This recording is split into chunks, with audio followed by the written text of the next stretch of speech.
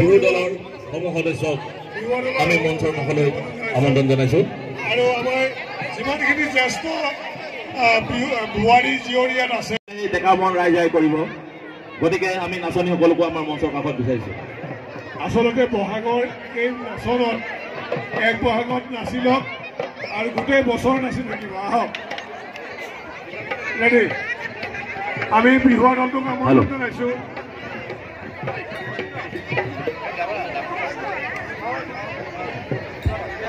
বিহু আন্দোলনৰ নাচনীসকলকো আমি আমন্ত্ৰণ জনাইছোঁ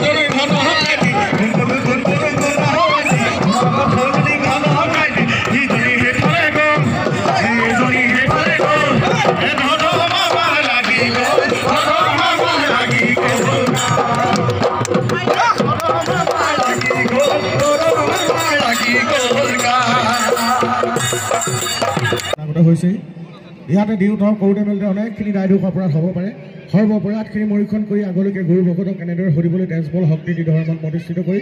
ৰাখি ৰাখি ৰক্ষা কৰিব লাগে আৰু সেৱকী মনৰ সৎবাঞ্ছিত পূৰণ কৰিয়ে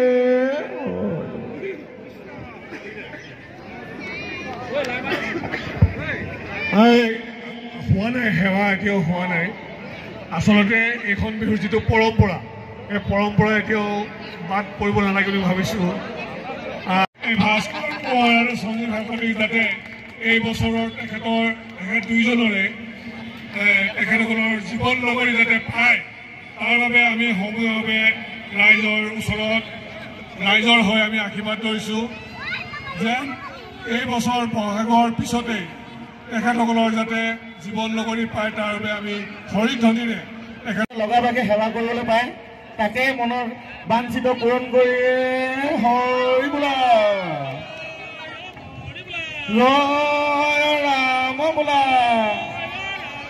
জয় হৰি বোলা বেয়া হৈ গ'ল